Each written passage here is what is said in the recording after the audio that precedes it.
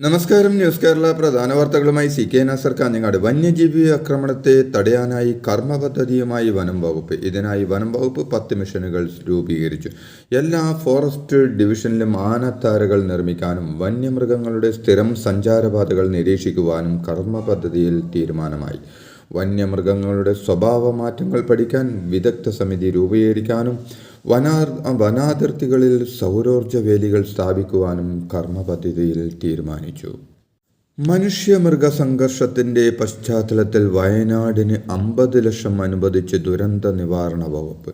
ജില്ലാ കളക്ടർക്ക് പണം കൈമാറും. വനാതിർത്തി പ്രദേശങ്ങളെ അടിക്കാട് വെട്ടാനും ഈ പണം ഉപയോഗിക്കാം. വയനാട്ടിൽ വർദ്ധിച്ചുവരുന്ന വന്യജീവി സംഘർഷത്തിന്റെ പശ്ചാത്തലത്തിൽ വയനാട്ടിൽ ഉണ്ടായിട്ടുള്ള വന്യജീവി ആക്രമണങ്ങൾ ഉൾപ്പെടെ തടയുന്നതിന് വേണ്ടിയാണ് ദുരന്ത നിവാരണ വകുപ്പ് പണം അനുവദിച്ചിരിക്കുന്നത്.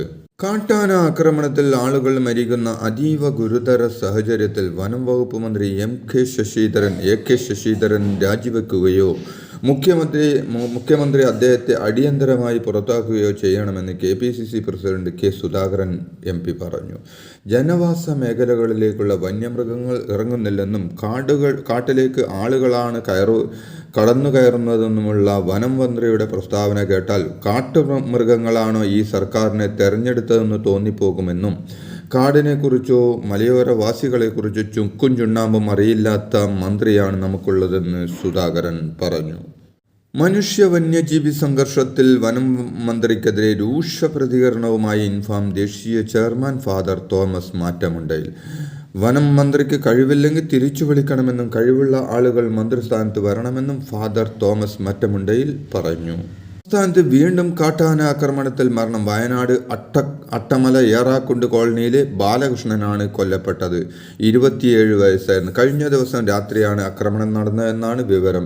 ആദിവാസി വിഭാഗത്തിൽപ്പെട്ട കാട്ടുനായ്ക്ക സമുദായത്തിൽപ്പെട്ടയാളാണ് ബാലകൃഷ്ണൻ. സംസ്ഥാനത്ത് കഴിഞ്ഞ ഒരാഴ്ചക്കിടെ കാട്ടാന ആക്രമണത്തിൽ കൊല്ലപ്പെടുന്ന 4ാമത്തെ ആളാണ് ബാലകൃഷ്ണൻ.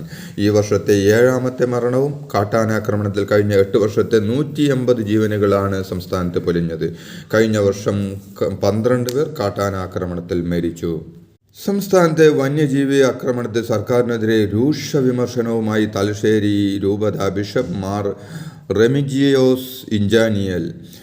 സംസ്ഥാനത്ത് തുടർച്ചയായി വന്യജീവി ആക്രമണത്തിൽ കർഷകർ മരിക്കുമ്പോൾ സർക്കാരും വനപാലകരും നോക്കുകുത്തികളാകുന്നുവെന്ന് ആരോപിച്ച അദ്ദേഹം വനം മന്ത്രി രാജിവെക്കണമെന്നും ആവശ്യപ്പെട്ടു. ഇവിടെ ഒരു ഭരണമുണ്ടോ എന്ന് സംശയിക്കുന്നുവെന്നും കർഷകന് ജീവിക്കാനുള്ള അവകാശങ്ങൾ തമസ്കരിക്കപ്പെടുന്നുവെന്നും വനം വകുപ്പ് സ്വീകരിക്കുന്നത് കർഷകരെ ഉപദ്രവിക്കുന്ന സമീപനമാണെന്നും അദ്ദേഹം പറഞ്ഞു.